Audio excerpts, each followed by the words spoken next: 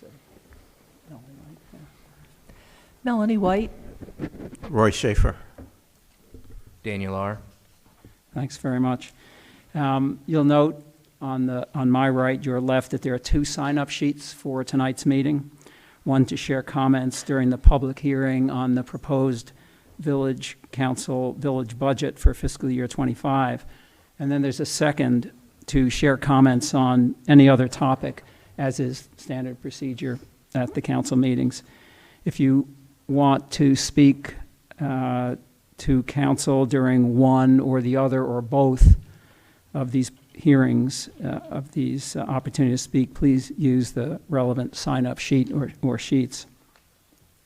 One other note for those attending tonight or listening in tonight, I've removed from the agenda item entitled Discussion of Form Authorizing Signatories for the Village CD account, so that it can be again discussed at an upcoming Finance Committee meeting.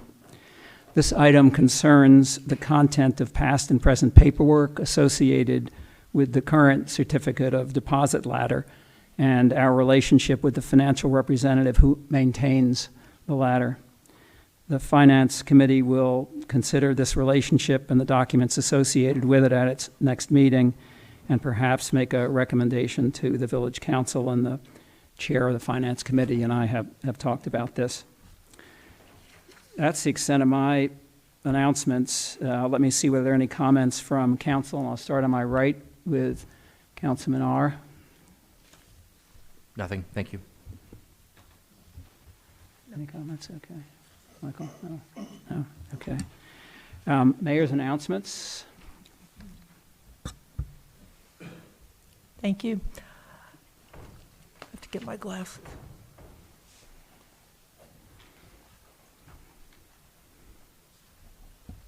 Got there too quick.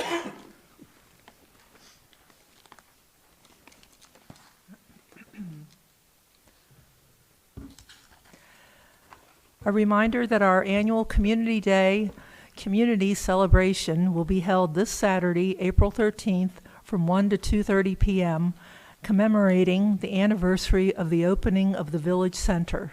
Check the April newsletter for more details. And I believe that we will have Mission Barbecue. The Village Center is a polling place for the primary election to be held on Tuesday, May 14th. Polls will be open from 7 a.m. to 6 p.m. Voters can also choose to return their completed ballot by mail or drop it in the ballot drop box located just outside the entrance to the Village Center. Because Montgomery County officials have to set up the polling place in the Village Center auditorium the night before the primary election, the May Village Council meeting will now be scheduled for Monday, May 20th. That's it. Thank you, Mayor White. We're moving into the public hearing on the draft fiscal year 2025 budget, and I want to make a few comments about the process that we'll use. I'm first going to ask the village manager to give a brief explanation of the tax and budget hearing requirements and deadlines. And I want to stress that we're not adopting a final budget tonight. The draft budget is being presented for comment by council members and from those who are attending, and for any potential amendments proposed by council members. It will also be available for comment until May's council meeting for those wishing to share comments after tonight's meetings and before the May meeting. The final budget will be adopted at May's council meeting, following consideration of any other comments from the public in writing before May's meeting or at May's meeting, and following any subsequent amendments to the budget adopted by the council in May. We will be taking action on the tax rate tonight, though. I'll shortly, after recognizing the village manager, ask Councilman Schaefer, as chair of the Finance Committee, to present the budget referred by the Finance Committee. And following his presentation, I'll recognize questions from council members and then from others attending the meeting who have signed up to speak. As noted on the agenda, members of the audience will be limited to 3 minutes for questions or comments. I'll ask that the questions come through me, directed to me as chair, and then I can direct them as appropriate to other members of the council. And then I'll conclude tonight's meeting later on the agenda with you'll see action on the recommended tax rate and any amendments that council members would like to make to the draft budget. So with that, Village Manager Mansfield, thank you. Yeah, the charter, the statutory legal requirement is in the charter to have a public hearing before the vote on the tax rate. And it has to be submitted to the county because Montgomery County processes and collects the property tax from village residents. So the tax rate has to be reported to the county by June 1st. That's the statutory deadline in our charter. So the tax rate has to be approved by then. There's not really a statutory or legal requirement for the timing of voting on the budget itself. Traditionally, the council has considered the budget and the tax rate together and taken votes at the same time on those, but you're not obligated to do that. So you can have the vote on the tax rate this evening following the public hearing that's about to be held, and then you can vote on the budget next month. Thank you, Village Manager. Let me turn to Councilman Schaefer then to present the referred budget. Okay, thank you. I guess since there's not a huge turnout, I'll maybe shorten what I was going to say, and that'll leave more time for questions. So let me start with the bottom line, which is I know what a lot of people focus on, and that is we are projecting a deficit for this coming fiscal year. And this is the 24-25 fiscal year. It's July 1st through June 30th. And the reasons for that, and I assume you all have this graph, which I printed out really as an aid to myself, but I think it's pretty illustrative. We have two things going on. Our revenue has sort of leveled off over the past few years. We're projecting about a 1% more in total revenue for next year. And the expenses have gone up. You can see in 2021 it dipped from COVID, and then it started going up. I was asked to make the comment that this is not a trend line. It's not going to continue to go up at this rate, or it doesn't need to. It's really a result of a lot of one-time changes or structural changes that were made to the budget. The biggest one of which is the police patrol, where we hire off-duty Montgomery County police officers. That program did not exist at the beginning of last year, and it was passed, I think it took effect maybe March or so. And that expense went from zero to about $165,000 overnight. And that's something, so we had part of that kicked in the 2023 fiscal year. This is the first fiscal year we've had it the entire year, and it's going to continue. The Finance Committee made a recommendation back in February for the full council to take this up, to decide if, and we didn't offer an opinion, we just said the council needs to weigh in, make a decision to continue it, to eliminate it, to reduce it, because there's no mechanism for it to automatically get renewed or revisited. It's just completely open-ended. So until the council, or unless the council weighs in, it continues. So that may stay the same. It may go down. Another expense which may change in the coming fiscal year is the shuttle contract. It's our second biggest expense after payroll and related items. We do have bids. We're going to be talking about that later. There's a possibility we may sign a new contract for less money. That would affect the budget. But because we haven't approved anything, we have to continue to budget at the current rate. So the things that have gone up, we have the normal inflationary expenses. We have healthcare costs, which we all know have risen well over inflation. We added a new employee at the beginning of the 2023 fiscal year. I mentioned the police patrol. We have about $30,000 in new items in next year's budget. Some of them were started this year, which, like the the contract for the advanced search feature on the webpage, so that's going to kick in for the full year. We have, it's not a new expense, but we have the election expenses next year, which we didn't have this year. It's, as you know, we have elections every other year, so the fiscal year coming up is when we will have that. We added $4,000 for non-managerial staff training. There was an increase in the parking enforcement contract. There was a $25,000 capital expense line item added for the first time, which I'll talk about later. And the last new expense is we added $5,000. It's, if you're looking at the budget, it's line 8I. It's called New Initiatives. And that was really intended for if there was a good idea that sort of came across our desk, we wanted to have money to fund it. Obviously, it's not a new program or initiative. You can't do that with $5,000. Councilmember Measy at the meeting before the vote suggested that getting charging stations might be an appropriate use of those funds.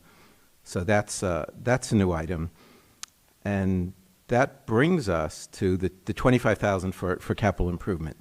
And if you've been coming to these meetings, you've heard me say this before, we have never properly accounted for our capital expenses.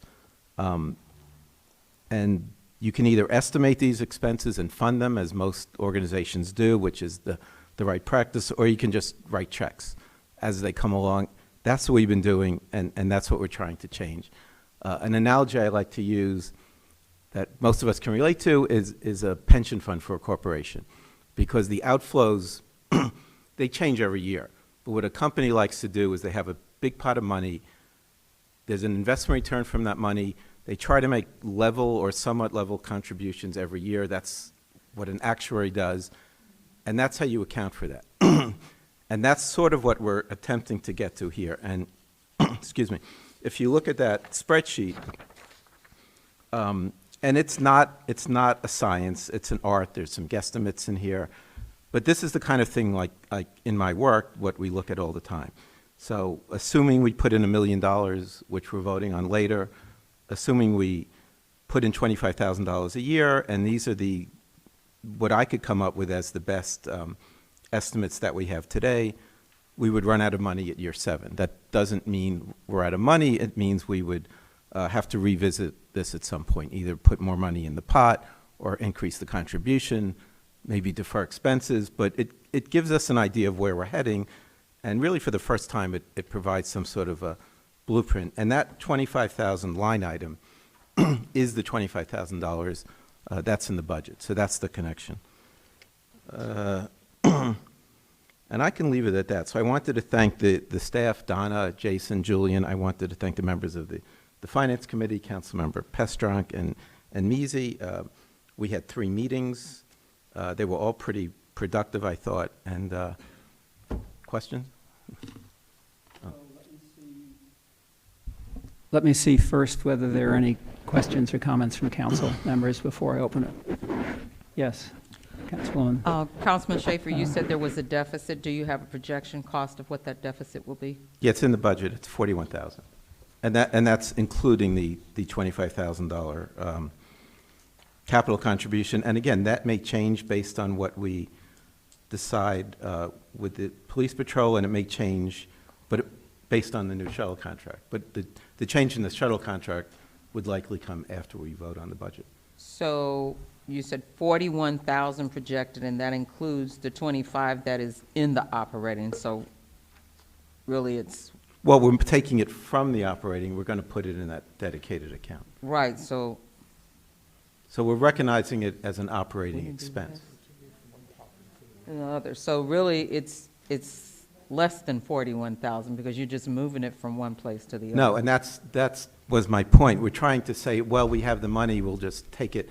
The idea is you want the capital expenses going forward to come from the capital expense fund. I understand yeah, that. Never mind. That's okay. Other questions from council members?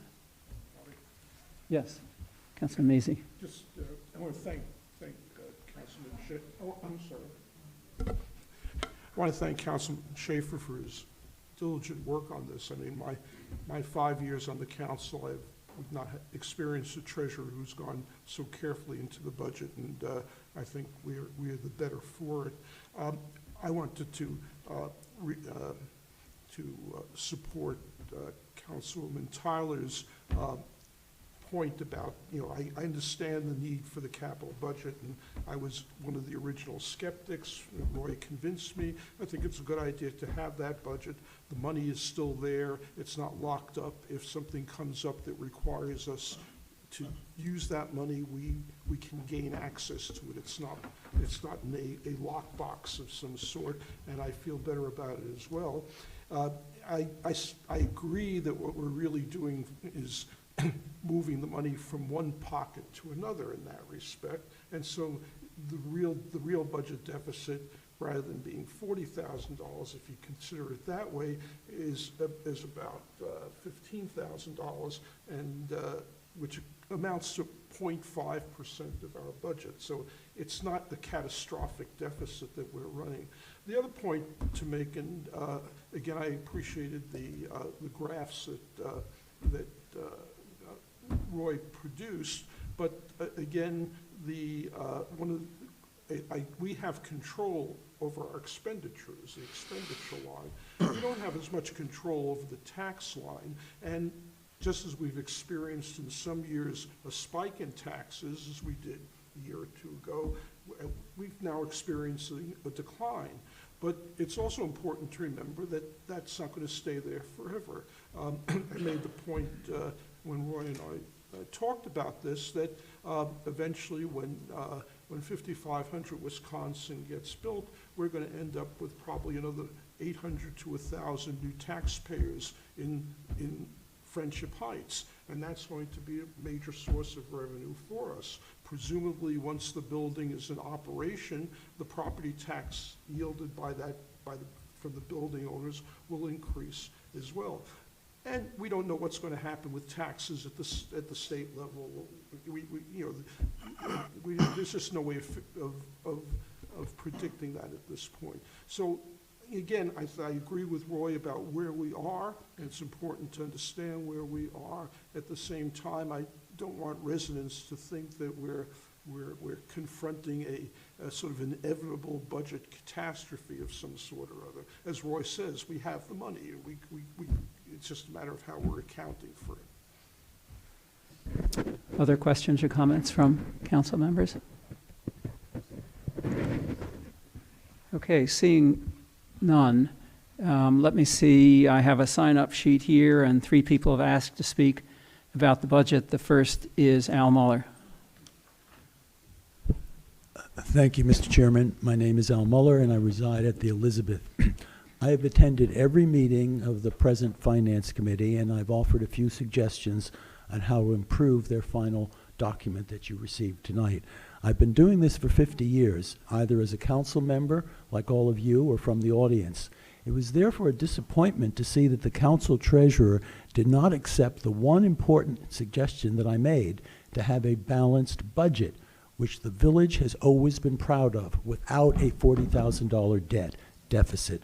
To repeat myself, for the benefit of all the council, as well as those in the audience and on Zoom, this is an operating budget for items relating to maintenance and staff salaries and programs, the major components. It is not a capital improvements budget, which the treasurer rightfully is concerned with. And at one time, despite his saying this is the first time, at one time we had such a separate budget. That included such capital expense items as street repaving, replacement of street lights, and upgrading of Humphrey Park. It was publicly discussed by residents and council members.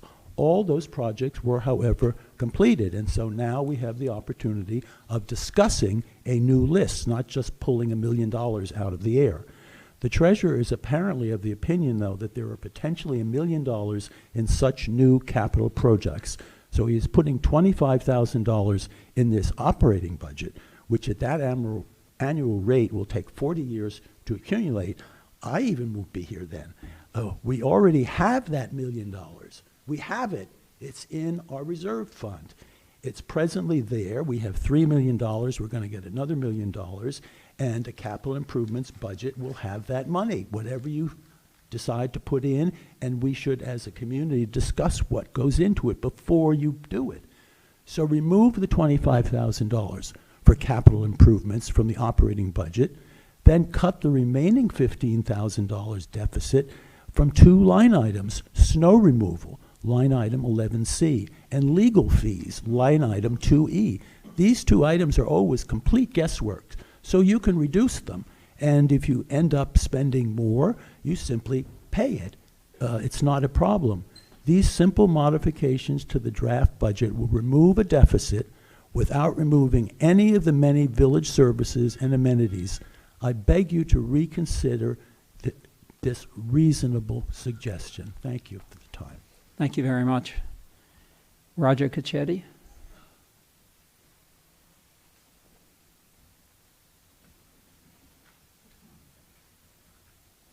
Thank you. I don't have well-informed contributions for this, but I do have a few general points I would make. One is, as a matter of, since I spent a good part of my career looking at income statements, it's helpful to have a column labeled variance, because it draws your attention to sort of what's changing.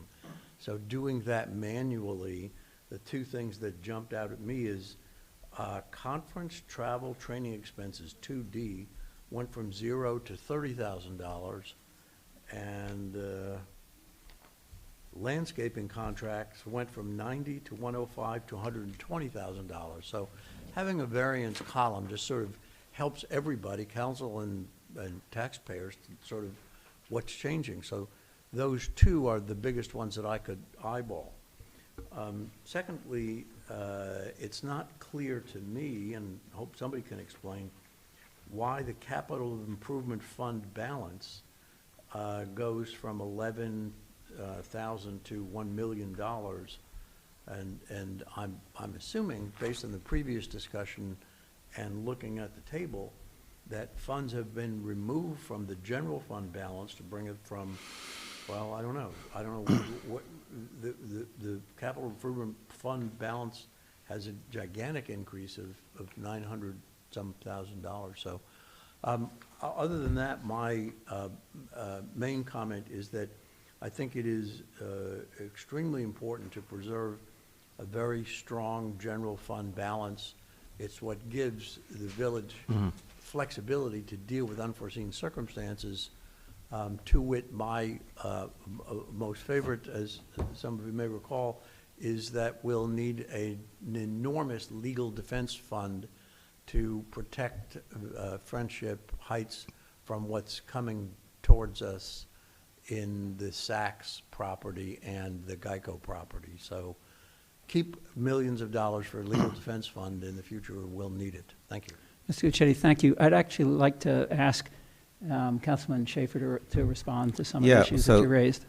So thank you. Those were really good points. The first thing you raised were the variances, and it's true. It was kind of hard because this was my first year. That actual 2023, it's really not an actual, and I was trying to reconcile from our financial statements to what we actually spent, and it was hard to figure out all the adjustments the accountant made. So that will be next year.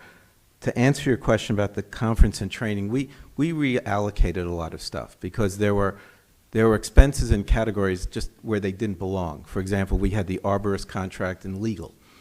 So that's why you'll see a separate line item for arborist. I don't see for art curator, which is 8H.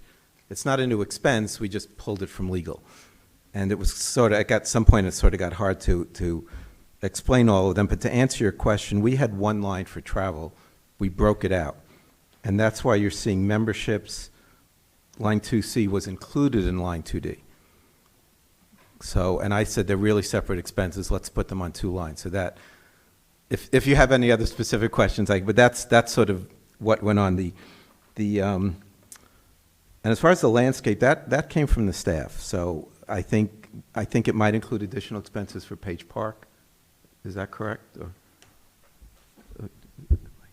No, that was consolidating what used to be two items. There was a separate item called Villagescape for the hanging baskets, Okay, and we took that, that's right. we consolidated that into the landscaping category. And we actually moved, the plant watering contract was in that line. We actually moved it into the fish tank line, because it didn't seem like it was really a landscaping expense, so. Yeah, and like I said, and it's a fair point, and I appreciate you asking me, and if you want to talk about it, we can, but that's sort of where a lot of these came from. The 11,000 to the $1 million, that's a vote we're going to take later. We have an existing account that's actually called capital reserve, so the idea is to set up that $1 million to follow the schedule. It's not going to be a restricted account. The intent is to restrict it, but we're not legally restricting it. So if, as Councilmember Ramezi said, we need to get to that money, we have that option. Where does the comparable amount appear in the 23 or 20, the 24 or 23 budget? For what? For the capital improvement. Well, that was the point. This is sort of a new thing we're doing. We're actually, it's one thing to have a list of what you want to do. It's another thing to say how you're going to pay for it. And just taking the money out, because you want to have an idea of what it costs, what your needs are. So this is something new that we're doing. So we're establishing this account, hopefully, in the coming fiscal year. Mr. Caccetti, would you come up to the microphone because the people online can't hear you? Oh, Thanks. I think I understand the explanation for the capital improvement fund balance, which would be budgeted at $1 million this year. But I just want to make sure I understand. Is the 11,298 that's shown for last year an apples-to-apples comparison? Or should No, that's really been- really be zero, that this is this is brand new, in previous Right. years there was zero? it's really been a dormant account. So we are going to take, and the Finance Committee vote was to allow the village manager and the treasurer to decide where the money is going to come from. I think we've settled that 3/4 of it will come from our CD account, 250,000 from operating. So the funds would be taken from the general fund balance and transferred Right. into this new capital Right, improvement but again, they're fund. not restricted funds, so. No, I understand, Okay, but they're, but even just Yes. for bookkeeping. that's correct. So does that mean that the $4,015,000, 697 is what you would project? It's double, yeah. After the $1 million? Before? It's- Well, I think then that's you're the double current- count if it's, Let me ask the village manager to speak to this. The 4 million, and perhaps we need to add a footnote there, the 4 million also reflects the 1 million we're going to get from the developer of 5500 Wisconsin, okay, which is that's- payable at the latest by May of 2025, receivable in it. which means it's in this next fiscal year. So we will be getting $1 million Right. some point in this coming fiscal year. So that's reflected. That's why that's 4 million instead of 3 million for the general fund balance at the end of FY '25. And the 1 million is a transfer, if the 1 million line was not approved, that the general fund balance would appear to be $1 million larger, right? Because you just said that the funds are coming from general fund balance into capital. Legally, you can still spend them any way you want, I understand, but as a matter of accounting, you're not double counting on those two lines there. If the vote is no, we're not going to have any capital improvement fund balance zero, then you take $1 million and put it back into the 4 million, because it's not, okay. No, the million is already part of the 4 million. No, If the million is million- already part of the 4 million, no, Councilman Schaefer, do you want to? We're taking Yeah. money out of the 4 million, out of the 3 million currently, we're taking that Right. money to fund the yeah, 1 million. you're right. Well, this so the 1 million this is a assumes the council subset of the vote. 4 million in a sense. Yes. Okay, that explains it. It's a subset of. And it's, of the 4 admittedly, there's an aspirational component in there, because I we understand. don't have that money. Okay. Thank you. There are potentially other sources of other funds, let me make it general, which might be available to the council as well, that I think will be potentially part of an upcoming Finance Committee meeting or discussions, perhaps considerations between now and the May meeting. So let me see, Mr. Cacchetti, your questions are answered. And before I come back to Dr. Muller, who I know has a question, the next person who's listed is Patricia Canessa.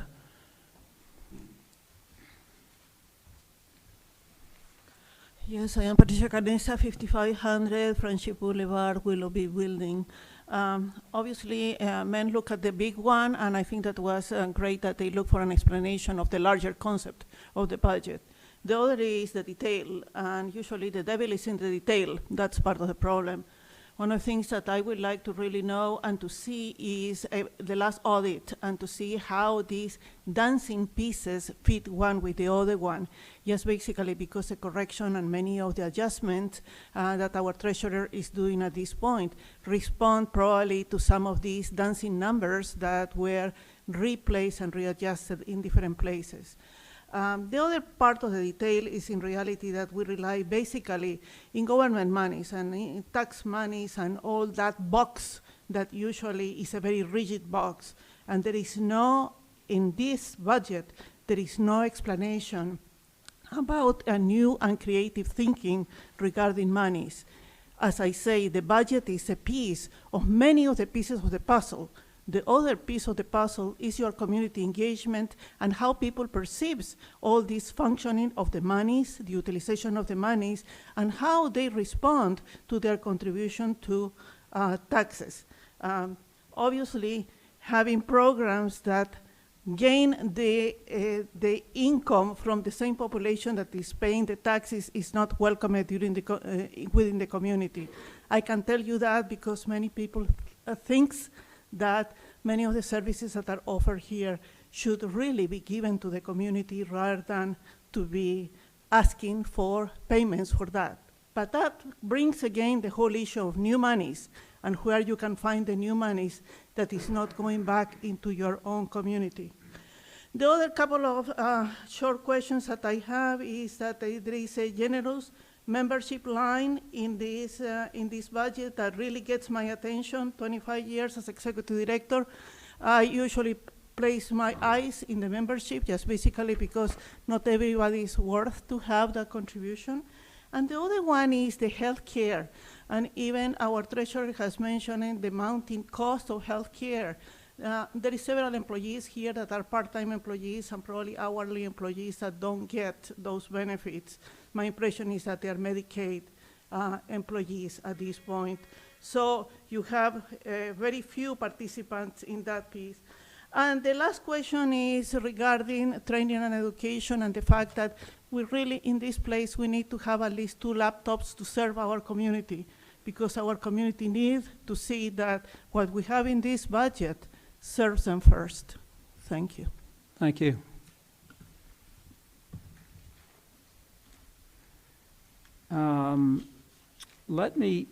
There are a couple of options here. Oh, I'm sorry. Yes, go ahead. Yep. This question is mostly for our treasurer. I think we all know that a budget is really an estimate. But wouldn't you agree it's a lot easier to come up with that estimate if we don't really honestly acknowledge our expenses and we don't honestly acknowledge the physical wear and tear on our physical assets that require that capital budget? It's much easier to just not think about it, isn't it? Yeah, I mean, I'm not sure how else I can say it, but yes, we have the money to fund the stuff, but you want to know what you're going to be spending, how much, how it's going to impact you. And like I said, if you compare it to a pension fund, companies just don't take money out of their corporate checking to fund pensions. They have a separate account that's funded separately and recognize that expense in their income and expenses. So it's really the same kind of idea to show what you're going to be spending, what you're estimating, and where the money's coming from. I'll take one more question from Dr. Muller or a comment. Yeah, it's just a follow-up, and I don't mean to be dense, but I agree with the treasurer. We want to know how and which items are going to be spent for capital improvements, so we have a capital improvement budget. By putting money for the capital improvement in an operating budget, you've done two things. You've made a deficit, which with $3 million to $4 million we don't have. That would be an embarrassment to tell our villagers that we have a deficit when they know we have $3 to $4 million. But the second thing is you haven't discussed what potential capital projections there are. A condominium has an operating budget, like you, and it has a capital improvements budget. And the board discusses each, and then it figures out how much of this big reserve bank you're going to use for the operating and how much you're going to use for the capital. I'm not trying to be difficult. I agree with the treasurer, but mixing apples and oranges just confuses people. Mr. Cacchetti is not easily confused, and I saw him struggling with what are you doing with this money?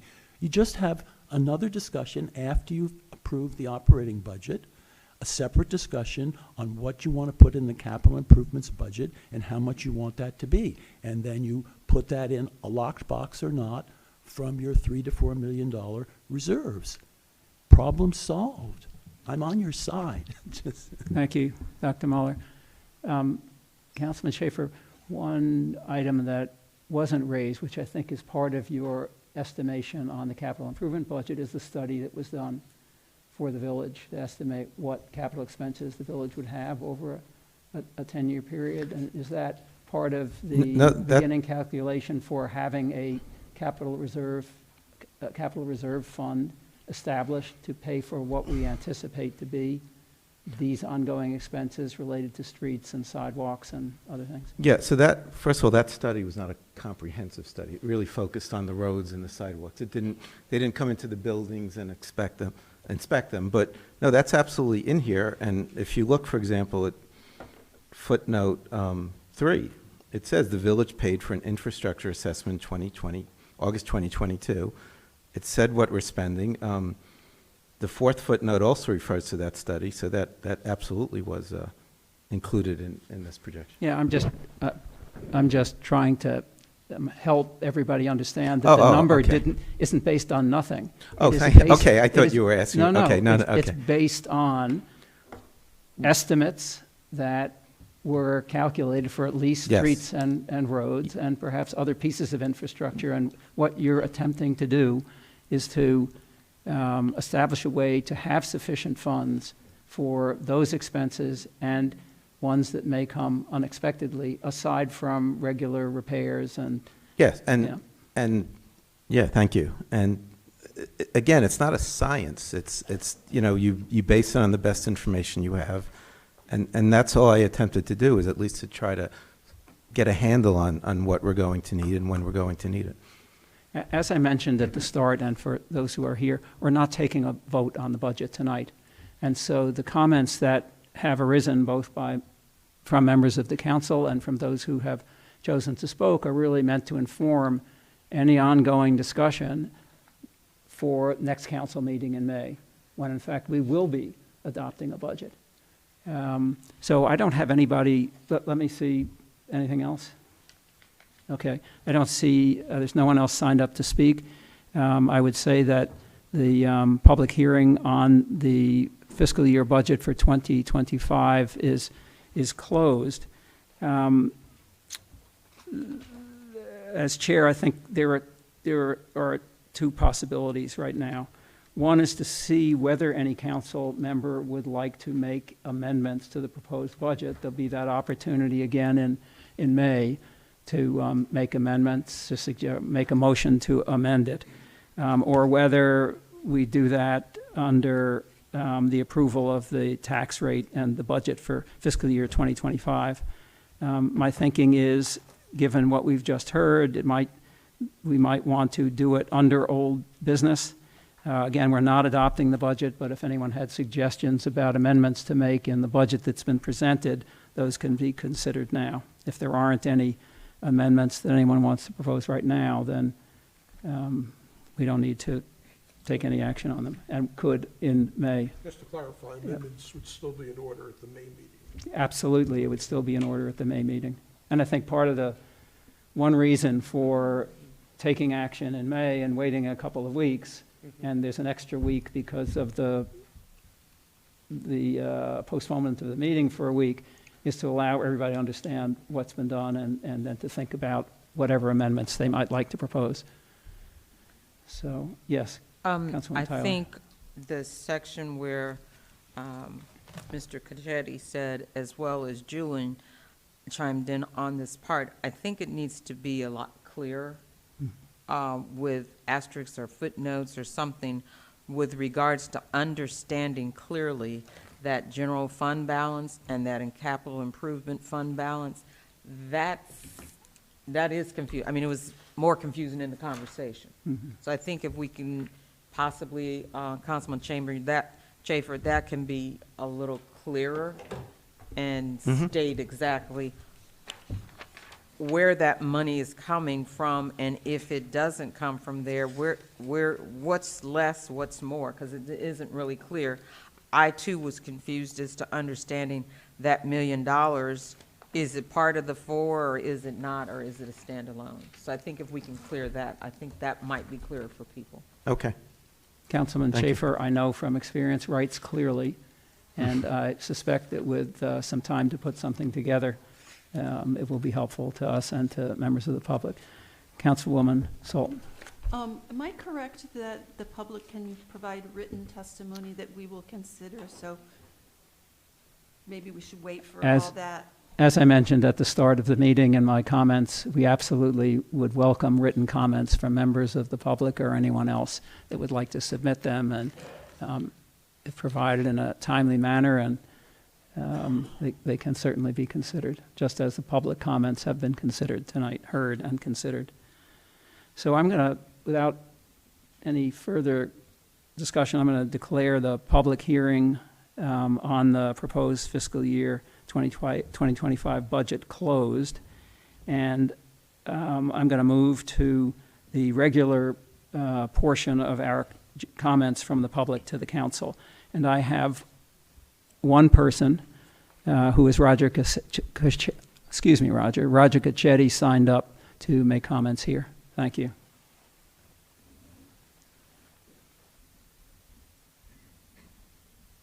Thanks. Two things, one of which has already been mentioned, but I wanted to emphasize it because not everyone has the ability to attend every committee meeting. It's fabulous that there are more committees and they're being announced and all of that. But I think it's important to make it easy for residents to provide written comments to every committee.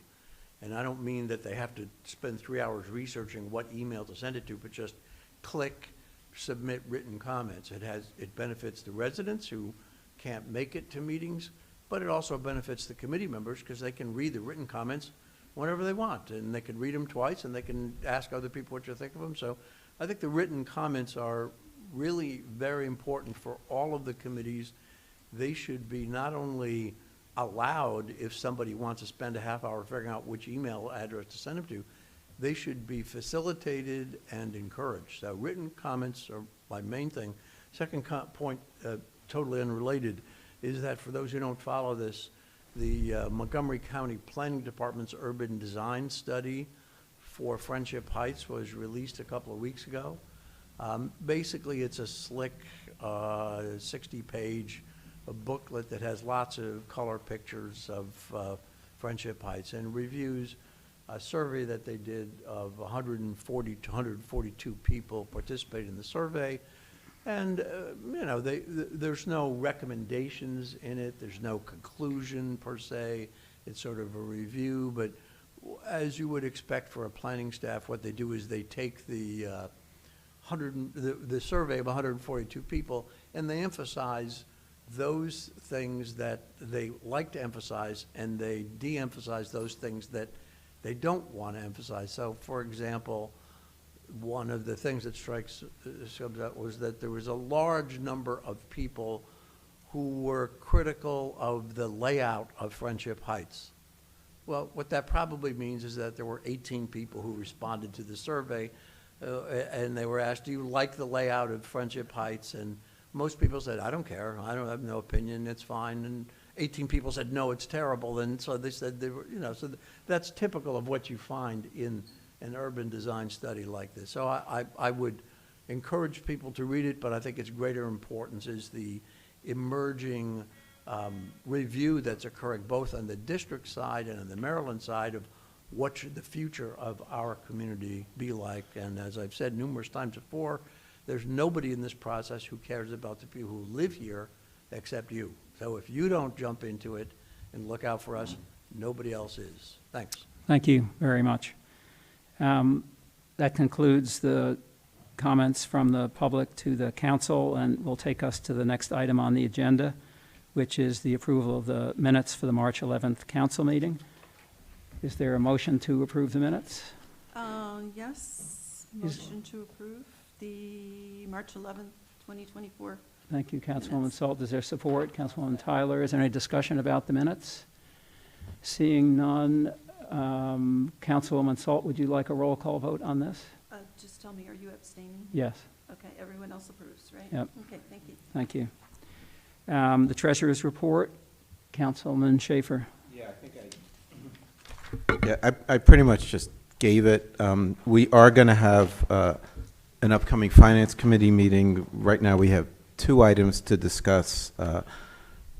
We received proposals to provide the audited financial statements to the village for the next 3 years. We're also going to have a discussion of signers on the CD account. These are not very exciting topics, I understand. But if you do want to come in, because these meetings tend to be open, if you want to come in and talk about the budget, if you have questions about that, you're welcome to come. Thank you. Thank you. That takes us to the village manager's report. Village Manager Mansfield. Going to turn this over to Jason, who's going to tell us about cybersecurity. Yes, so our March 29th memo sent to the council, we brought up that the Finance Committee approved for the managers to start researching consultants to conduct cybersecurity and risk assessments for the village. Councilmember Solt, thank you for bringing this up. This is long overdue. We conducted a preliminary internal review, and we definitely noticed some gaps, so this is a great idea. So we reached out to ICMA, NLC, MML, and fellow Chevy Chase town managers for referrals, and thus far we've received 6 referrals. So we're going to try to attract some proposals and have them to available to the council at their May meeting. And that's it. So one other quick topic is the CPR defibrillator classes that are being funded by the former Money in the Scholarship Fund are about to begin. We've had some good response from the residents. We have 3 classes coming up in April, but that will probably not satisfy spending all of the money, so we will be able to have more CPR defibrillator classes if folks weren't able to sign up for these. There was a limit of 12 per class, so we had to cap it at 12 for each of the 3 classes, but we should be able to schedule some more later for other folks. Thank you. Thank you. Takes us into committee. Can I ask Oh, yes, go ahead. Are we going to, I know Julian knows a lot of times people don't show, are we going to just remind people that you signed up and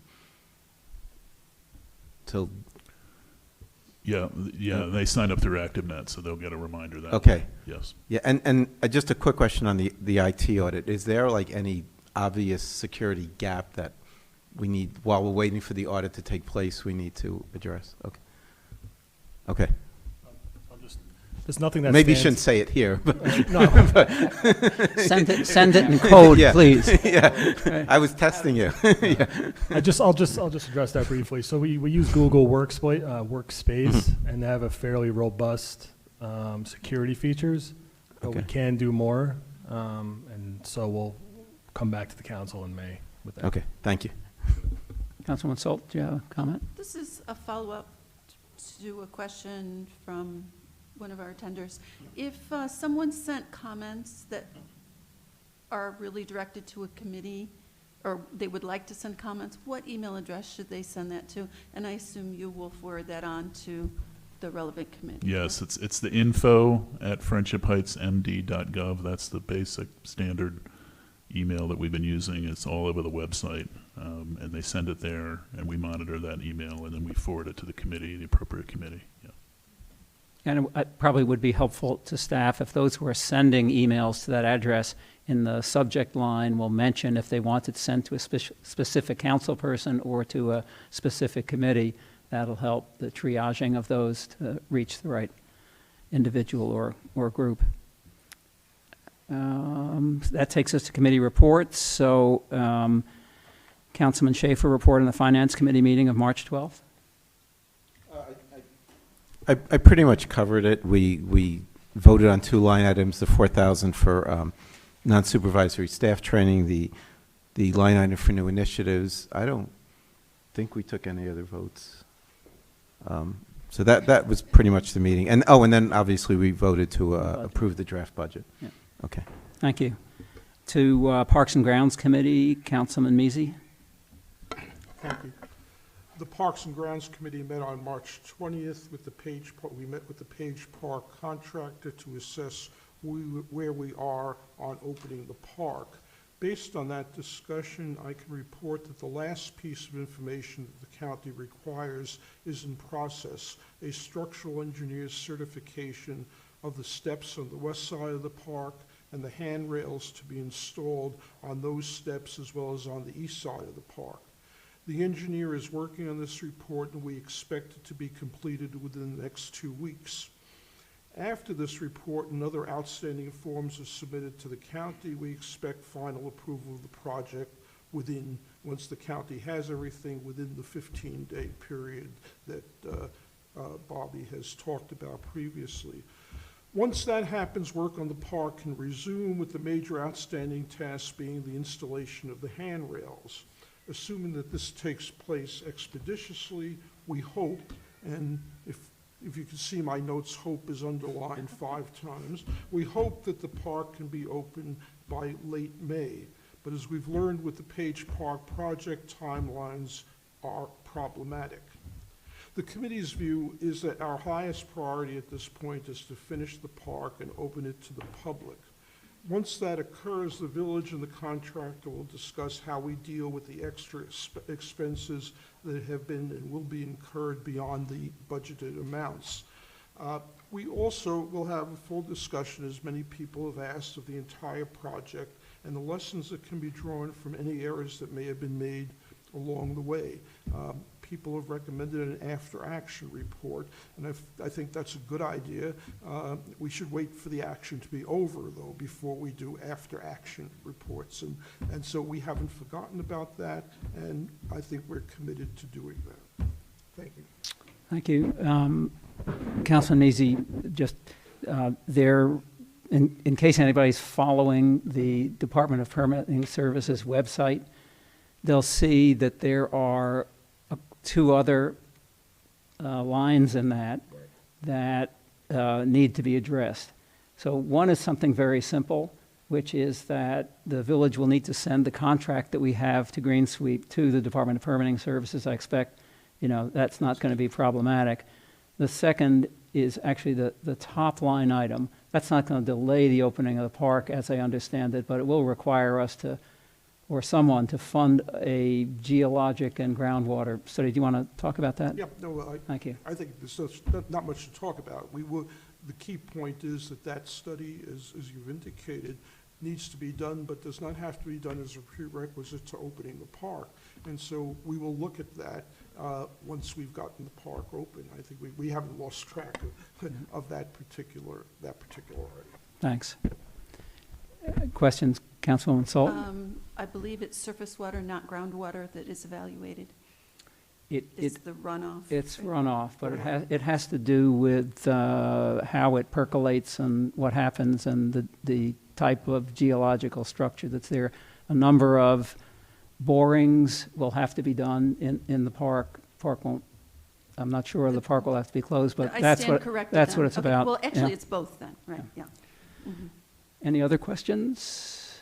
Report from the Public Safety Committee, Councilwoman Tyler?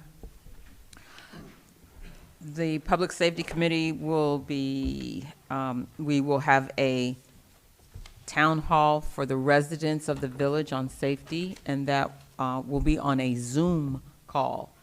We'd like to hear from everyone. Announcements have gone out, and we'd like to hear comments from everyone on everything safety-related in the village, not just about the police. We'd like to hear your comments, pros and cons about them, but we want to hear other comments that you may have or questions you may have concerning the safety of the village. So that will take place the 11th, April 11th at 6 o'clock on Zoom. So please look on the website or else in the newspaper, and you'll see the link to connect to the Zoom. We will also have our quarterly meeting with the business managers and property managers for safety coming up this month as well. We're getting, from what I spoke with Julian, we're getting more people from the community who are signing up that didn't attend last time, but now are interested in participating, which is a good thing. I think I shared last month that we did a security assessment along with the Montgomery County Community Service Officer who walked the entire village with us that one evening.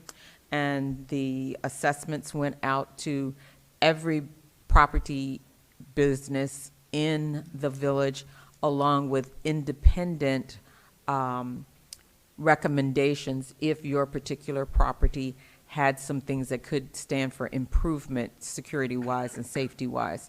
So each of those properties and their managers received recommendations from Montgomery County Community Service Representative. So the humps, I'll let Julian talk about the placement and when those humps and the painting will start. Actually, it's scheduled to start today or sometime within this 2-week period of the 8th to the 22nd. So that should be coming soon. It is weather dependent. Certainly the painting is more so than the hump installation. And if there is going to be disturbance on the traffic on the streets, especially when the painting starts, we will put out notifications so that people know where not to drive down while they're doing that work. So you'll have advance notice. Okay. Village Manager, anything else?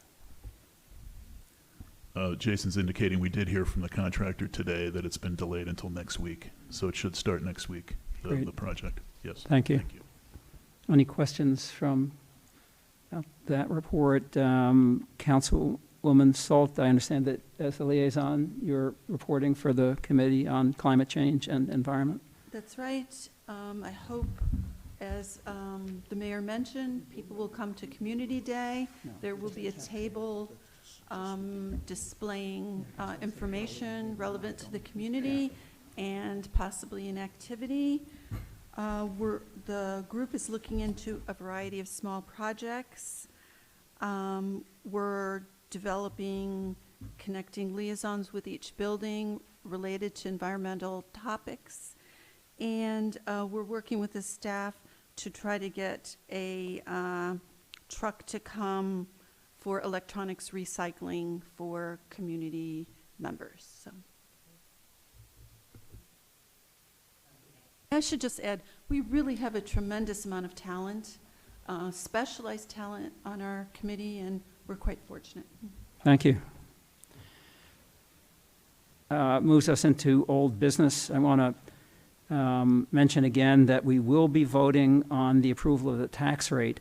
And then if there are amendments to the budget that any council member would like to offer now, we can entertain those, or we will have another opportunity to propose and vote on amendments to the budget at our May meeting. So let me first ask the village manager again to talk about the approval of the tax rate and the timelines for that so that everybody understands what we're doing here, and then I'll see if there's a motion. Yeah, as I mentioned earlier, the tax rate has to be approved after a public hearing, and then the resulting vote has to be submitted to the county on or before June 1st. Just another note on the approval of the tax rate, the motion should indicate the real personal and real property tax rate, because there's two different elements of the property tax, and the tax rate covers both. The current rate of 4 cents per $100 assessed value would be for personal property and real property in the village. Almost the whole thing is real property, because real property refers to, personal property refers to the buildings, the condominium units, apartment buildings, structures. Real property is equipment and things that are sort of movable, and we do have some of that within some of the businesses in the village, so that they can be taxed at a different rate. But the tax rate here is for the same for two, so the motion should indicate both real and personal for the tax Okay. rate. So let me see whether there is a motion to approve a tax rate of 4 cents per 100 on both personal and real property for the village for the upcoming fiscal year. Is there support? Moved by Councilman Measy and supported by Councilwoman Tyler. Is there any discussion on that? Not a discussion. I'd just like to point out that according to our charter, 4 cents per 100 is the lowest we're allowed to charge. And it's been at that rate for something like 20 years, I think. Okay. And I think that's a great thing for us, because businesses come to, not only is it a fairly low rate, but they come to rely on that sort of continuity, that it doesn't go up and down. Any further discussion about that? Seeing none, call for the question. Councilwoman Salt, maybe you would call the roll in reverse order this time? Actually, Robert's Rules of Order says alphabetical. Okay, So I'll go with do it that way. R, Yes. R, yes. Measy, Yes. Measy, yes. Pestrunk, Abstain. Schaefer, Yes. Schaefer, yes. Salt, yes. Tyler, Yes. Tyler, yes. White, Yes. White, yes. Thank you. The motion carries.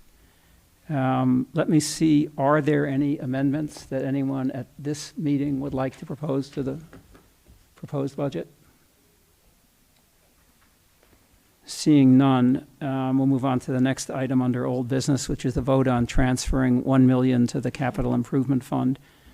Councilman Schaefer, do you want to talk about this one? And then Village Manager Mansfield, if anything you'd like to say too.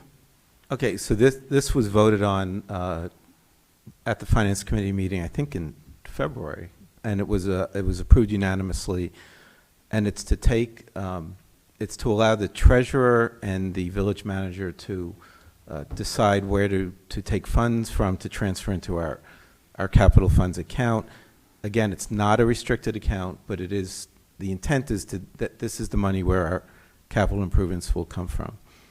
And we sort of tentatively approved on a plan. There was one item I want to check regarding the insurance on the funds, but I think we've pretty much agreed on where the money's going to come from. Is there a motion with respect to this transfer that you'd like to make? Okay, so I'll make the same motion we approved in the committee, which is to allow the treasurer and the village manager to agree on a plan to transfer $1 million into the, what's the name of the account currently? What's it called? The Capital Improvements. Capital Improvements Fund within Right. the Maryland Local Government Investment Pool, Right, MLGIP. which currently has a balance of about $11,000. You should say you transfer from the reserve. Well, we haven't finalized, it looks like it's coming from the reserve and the CD account. So we haven't finalized the numbers yet. But we have to agree on it. It's not like either I say it or Julian says it. Could I ask you to repeat it, please? Sure. It's a motion to allow the treasurer and the village manager to agree on a plan to transfer $1 million in village funds into the capital improvements MML fund. Is there support for that motion? It's not the MML fund, by the way. Oh, I thought it is an MML. No. MLGIP fund. It's not, Oh. it's not affiliated with Maryland Municipal League. Right. Okay. See, that's, okay. So, Thank you. Councilwoman Salt, do you have the correct acronym? Thank you Great. for Yep, being slow on that. okay. Is there support for the motion, first of all? Supported by Councilman Measy. Discussion about the motion, Councilwoman Tyler. I know, Councilmember Schaefer, you just said you didn't know exactly where it was going to transfer from until you and the manager agree. But I think somewhere it needs to state, that motion needs to state or add to it or something, that we're leaving it out there that the money's being transferred, but it needs to state the possibility of it being transferred from either X or Y. Okay, so either from the CD account and/or I'll let you name the exact account. Maryland Local Government Investment Pool operating account, because Yeah, we have, it- we have the capital improvements account in that fund, and then we have the operating account. So it would come out of the operating account plus the CDs. So if that's your original motion, then I won't ask for that to be an amendment. It's a friendly amendment, and that'll be the motion. That's right. And Councilwoman Salt, are you clear then on the? Okay, great. Is there any further discussion? Yes, Councilman R. I just have one potential point of clarification. You said there's an $11,000 balance in that account already. So are we, just to make sure we're being precise, are we transferring $1 million for a balance of $1,011,000? Or are we transferring enough to bring the balance to $1 million? It may not make a difference. Do you have a preference? I don't. I just, the motion was for $1 million, which Sure, is fine sure. with me, and I just want to make sure that these numbers, Fine. everyone understands. We could say a million total to bring the balance to $1 million, since the schedule I prepared was based on $1 million. Okay, so that's another friendly amendment to the original motion, and if there's no objection to that, and Councilwoman Salt, you've got that? Okay, great. Any further questions from council members or comments from council members? If none, then call for the roll. R, Yes. R4, Measy, Yes. Measy 4, Pestrunk, Abstain. Pestrunk abstained, Schaefer, Yes. Schaefer 4, Salt 4, Tyler, Tyler 4, White, Yes. White 4, thank you. Thank you. The motion carries. Next to the update on the prospective Red House tenant, let me turn first to the village manager for this and then see whether Councilman R. has comments to make as well. Following last month's council meeting, if you recall, we had the prospective tenant in the audience and addressed the council. The council was able to meet that individual. So since then, the mayor has appointed basically a working group of 3 council members, and it's Councilmember R, Councilmember Schaefer, and Councilmember Tyler. And they held their first meeting last week with myself, with staff, and essentially to talk about the process and how to move forward with the letter of intent that we have received from this one tenant. And subsequently, we received 2 other interested parties with letters of intent as well. So the group basically agreed to sort of pursue 2 different concurrent tactics. One is for staff to investigate costs and get estimates for costs to do renovations for the house that the village would assume in this lease arrangement, which includes renovating the bathroom on the main floor for ADA compliance. It includes providing a ramp to the main entrance for ADA compliance, and also expansion of the entryway into the kitchen, which would be required to be able to fit the equipment that they need. And this is with the understanding that the tenant would have their own expenses for renovating the kitchen that would not be the village's responsibility. So the staff was tasked for following up on those items, and the working group will be following up on questions that they have for the tenant to develop a set of questions that would then be submitted to the tenant for further information. That's, I think, where we are right now. Councilman R., any? The only thing I'd add is that we're also working on a standard response to letters of interest to ensure that the lines of communication with the interested parties remains open, and we explain that we've got a little bit of work to do, and that they can expect to hear back from us along the way to kind of keep open the conversation. So we expect that will go in the next day or two. Yeah. Other comments or questions, Councilman Macy? Yeah, let me see if I understand. Are we now working just with the first person with whom we came to our meeting last time? Because presumably, if there are other people, they may have different requirements than he would have for his operation. Is that, or are you just assuming that everybody, no matter who rents the place, will need the ADA bathroom, obviously, the ramp and all that stuff? Yes, in order for it to be a food use that's open to the public, the ADA requirements will be required, no matter which type of food use it is. So the stuff that's on the list for the village to do is pretty much, Standard. I believe Councilmember R used the term agnostic to the tenant, to whichever tenant the village chooses. We still have to do these things that we need to do. So those are the estimates that we're going to be working on. And sorry, just the goal of this immediate inquiry is to just get a sense of scale, so we understand both the feasibility of a few of these structural changes and a cost range, so that as we go into conversation with the several tenants, we understand the trade-offs between the additional requirements they might need and what they would be bringing to their particular proposals. And are we going to talk with just this one person? And if we can't reach agreement with him, we go to the second person? Or how are we dealing with the fact that there are three different people who expressed interest? I think, you go ahead, Chair. We haven't gotten that far because, as Councilmember R said, we're going to put together a letter of interest and send it out to the applicants that have shown interest in the property. The bottom line is that we have come to the conclusion that we're taking a residential property to a commercial grade property. So we need to understand, no matter who it is, that of what liabilities, what responsibilities, what projected possible cost it is going to come to the village, so that we can make a sound recommendation to the council to say, if we move forward doing these basic things, this is what we will have to lay out, and then it will go for discussion. I appreciate that. And I think, I understand that.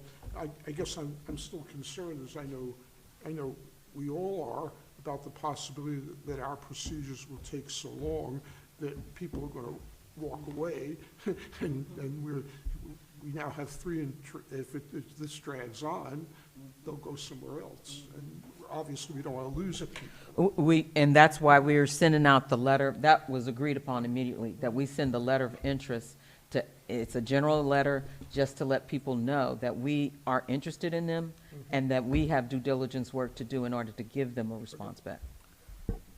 Councilman R.? I would also just say that there's enough diversity in the proposals we've seen that we think there's also some value in a values discussion, right? In what the nature of the product, but because of some of the threshold questions, it may moot some of the applications. If, for example, we can't widen the door in the way that it's required, that may be a sort of fatal to at least one of the applications. So we want to make sure we're coming in with enough information to be a good faith negotiator. Thank you. Councilman Schaefer, I know you're on the committee. Anything else that you'd like to add, or? No, the only thing that sort of struck me is that the construction estimates among at least the first were wildly different. So we need to sort of get a better handle on what the costs are going to be. Yeah, my understanding from the conversation tonight is that actually we're going to get our own estimates for. Yes, we're going to get ours. Not necessarily the worst case scenario, but probably the most expensive scenario. Yes, even though the applicants that have come to us are all very different, as Councilman R said. The first one that we all were aware of is I'll just use in my words, it's a complete service business. It's not just a coffee house or a tea house. It offers a lot more. The other two are not as big of a business as that, but they are coffee and some sandwiches. So the requirements may be different from all of them, but in the end, we still need to know what will cost, what costs will come to the village to put the property in the right state to go commercial and to pass the inspections and permits and blah, blah, blah, blah, blah. Okay. Anything else? There's no action required on this item. The next item on the agenda has been removed from the agenda, so we're on to a discussion of proposals for the shuttle bus contract. And Village Manager Mansfield, I'll turn it over to you. Speaking of wildly different estimates, wait till you get to the next item after this one.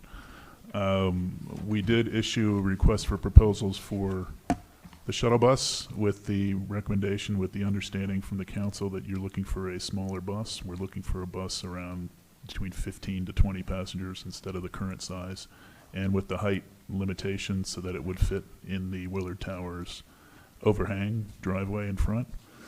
So we've received 7 proposals, which we've given you in the packet with a chart of comparison. Some were difficult to compare because they offered a few different options that others didn't.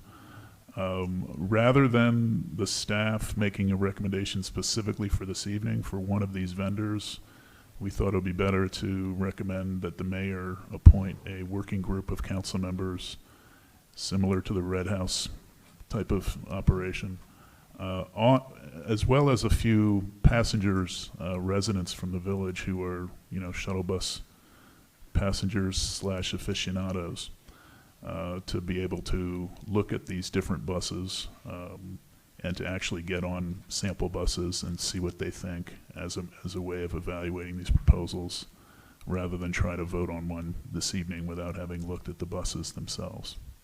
So we suggested that to the mayor, that approach. If, before Mayor White, may I ask a question?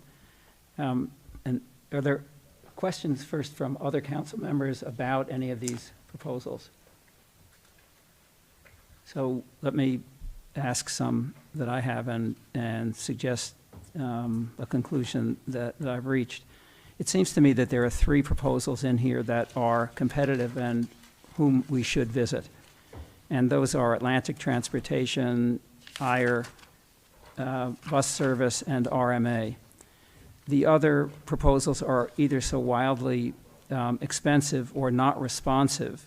The vans are too big. They acknowledge that they are over the 111-inch requirement. So that left me with the conclusion that those 3, IRE, RMA, and Atlantic, are the ones that we might want to visit, rather than taking the time to visit them all. That's my thought about it. That might expedite the process as well. If any of these 3 turn out not to be desirable for one reason or another, then we could look to any one of or several of the other 4. So that's my thought. I don't know what other people's conclusions are from looking at the proposals. But if the committee, if that approach is acceptable, then Mayor White, do you want to make a recommendation about the forming a committee to make those visits and get us started? Yes, I'm proposing an ad hoc shuttle bus committee, and I have asked Councilman Daniel R. and Martha Salt to join me in this committee. And there's a group of residents who, as Julian explained, are frequent bus riders who live in buildings throughout the village, so there's good representation there. And they are Shirley Carr, Alan Evans, Louisa Klein, Sandy Schwartzbart, and Charlie Schwartz. And I'm anticipating that there'll probably be 2 or 3 committee meetings, and also an opportunity to look at sample buses to make sure that they're not only accessible, but that they suit the needs of shoppers with their grocery bags and other items. That was a very valuable exercise when we purchased the last buses. We rejected the first bus that was shown to us for reason, I think there was problems with the ramp, so. Yes, Councilwoman Salt. Mayor White, I'm going to have to follow up with you with those names to make sure I get them. But I'd also like to request that maybe the lowest bid on the hybrid model, it stays in the running. I think our Environment Committee would like an evaluation of that. So that would be 4 buses under consideration instead of 3. Would that be acceptable? Which one is that again? Bayside. Bayside has a hybrid. Okay. It won't get under 111. Yep. There are also some, I would fully support, considering an electric vehicle. I think I recommended that it be added.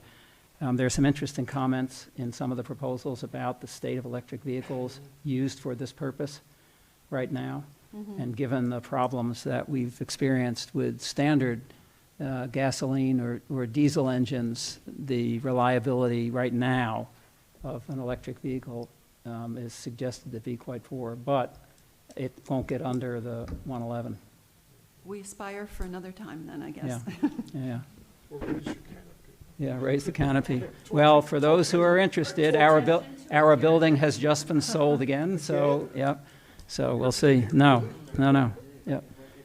It sold to another venture capital firm.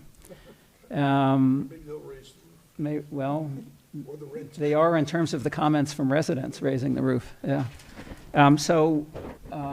This is a motion to Yes, visit I'm those making that as a three motion, yes. entities with the names that you've recommended. Yes. And you'll follow up so that Councilwoman Salt has them for the minutes. Is there support? Support? Yes. Okay, Can I ask a question? though? yes. Councilman, let's say, support from Councilman Measy, yeah. I should know this. When does our current contract expire? When do we have to have this done by? What's our timetable, Julie? June 30th of 2025 Uh-huh. And, is the current contract with RMA expires June 30th, 2025. and do you think, do you and Julian think that we can get this process done, completed, and ready to go by the end of June? That seems- 2025. 2025. I'm Right, sorry. but there is, as I understand No, it, we- what, a 6-month notice Yeah, unless well, it's I waived? highly guess I'm highly thinking- doubt I'm we can thinking get it done by Page June Park. 30th, 2024, but Yeah. certainly by 2025, yes. Yeah. Okay, yeah, it's a 6-month out clause, I think, on the current contract. Any further questions or comments about the motion? See, Follow up on the names later, but yeah. yeah. Seeing none, ask for the roll to be called. R, Yes. 4R, Maisy, Yes. Maisy 4, Pestron, Abstain. Pestron abstain, Schaefer, Yes. Schaefer 4, Sold 4, Tyler. Tyler 4, White, Yes.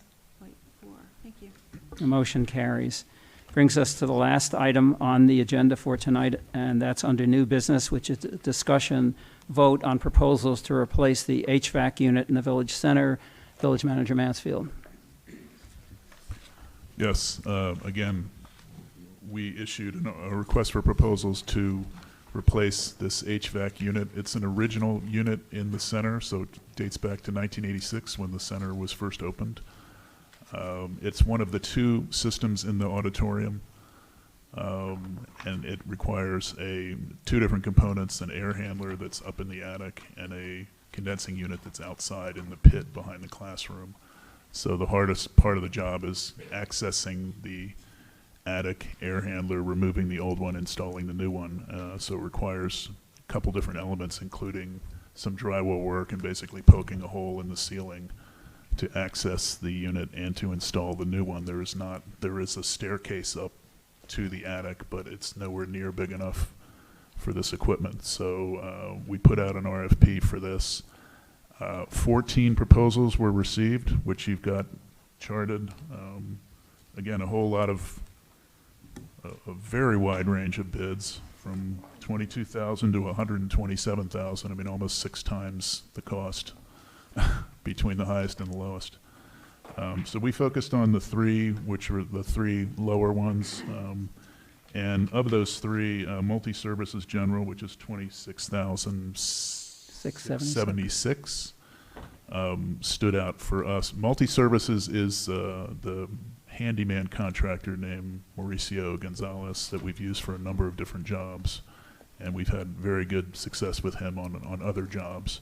He's not an HVAC person himself, so he's using a subcontractor named J&C Service, and we did get some very strong references for the work that J&C has done, and Mauricio certainly recommends him as well. Mauricio himself would do the drywall work and repair the hole in the wall and repaint. The other 2 lower bidders did not really get good references. In fact, one was very surprised that she was even listed as a reference at all, because she had nothing but very bad things to say about them. So I appreciated her candor. And the second one, and that was the low bid, Shoreline.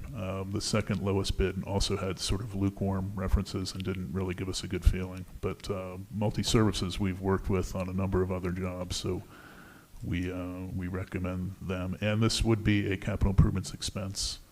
This is not an operating budget expense, as it's a replacement of the whole system. Thank you, Village Manager Mansfield. Let me see if there are questions from council before I look for a motion. Councilwoman Tyler? I just want to make sure I'm reading this clear. So multi-service, is that price inclusive of doing the drywall and paint? I see by part to not have to cut any drywall, but does that include the drywall and painting? Yes. Okay. Okay, I just probably missed it, but glad to know it's included. Okay, thank you. Councilman R. and then Councilman Schaefer. You said that we've worked with multi-services before. Do you have any experience with multi-services as a prime, bringing in subs? And could you just speak to that a little bit if we have? I don't believe so. I think all the stuff we've had multi-services do is just themselves directly, because it's general. They're a general contractor, so I don't think we've used them with having to bring in a sub before now. But you have done a little bit of research on the proposed sub with positive results. Yes. Great, thanks. Councilman Schaefer. Yeah, so I noted, I didn't, among some of these bids, the equipment specs weren't exactly the same. So did this bid meet the minimum specs in the RFP? Yes, we didn't specify the exact brand.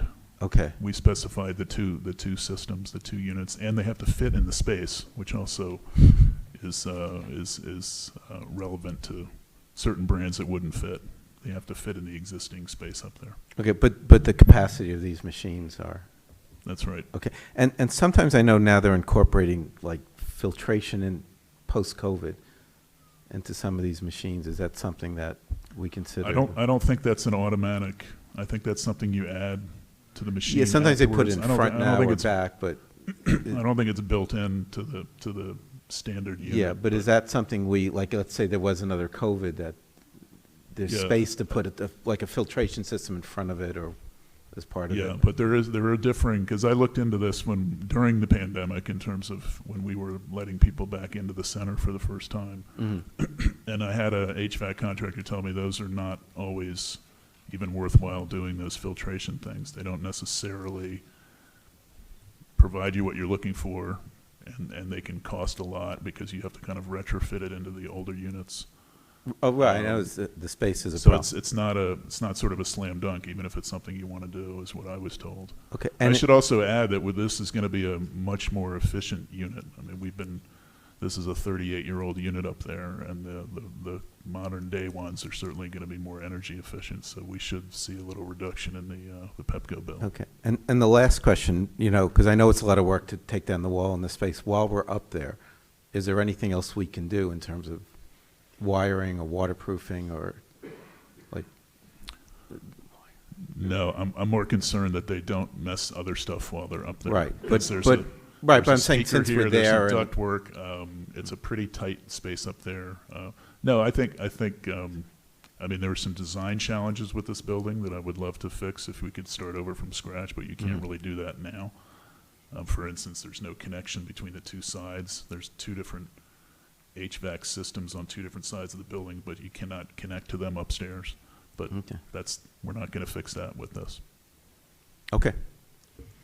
Any further questions from, yes, Councilman Mazie, and then, Julian, I can find it here, but you do it so I don't have to do it. The warranties are the same for 10-year warranty on the, Percent. on the unit itself, Unit and then I itself. believe a 1-year warranty on the labor. Yeah. Councilwoman Tyler. I'd like to go back to something that Councilman R. brought up, was on the general and then the sub. And I'm sure we'll have something written legally, I hope, that will ensure that we have some say if something were to happen, that the sub left or the equipment or something needs to be written that covers us. I mean, we end up in the same situation, I hate to say it, that, you know, we might have a general who can't get anybody, and the sub walks off, and we don't have anything because our contract is with the general, not with the sub. So I hope we have some language that will cover us, to cover both the general and the sub somehow. Yeah, well, I mean, we'll certainly make it clear to the attorney when he draws up the contract that this is an arrangement with a general and a sub because of the different components, yes. Councilman Salt? Yeah, I was a little surprised for the multi-services that, unlike some of the other bidders, they were listing a top-of-the-line brand. So I'm really curious that they think they can do it for that price. I wouldn't want them, you know, to misjudge, shall we say. But I'm sure you can engage with them on that. Mhm. Yeah, I mean, I'd just say they're not the lowest bid, and the fact that there were two others that were close to their price puts them in sort of a ballpark. I'm more surprised by the ones that want $127,000 for a single unit, which strikes me as an enormous markup. Any further questions? Seeing none, is there a motion to approve the bid from Multi-Services General Contractor for $26,676 with the, anybody want to make that motion? Councilman Mazie, is there support for that? Yeah, Councilman R., thank you. Any further discussion? Seeing none? Councilman R.